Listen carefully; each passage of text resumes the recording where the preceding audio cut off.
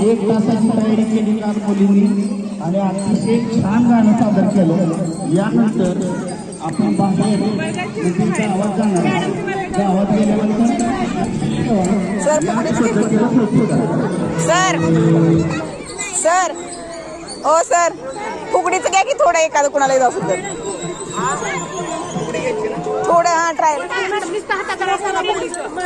नाही नाही ती शेवटी झाली पण ती फुगडी कोणाच तुमच्या सोबत करत असेल तर थोडं ट्रायल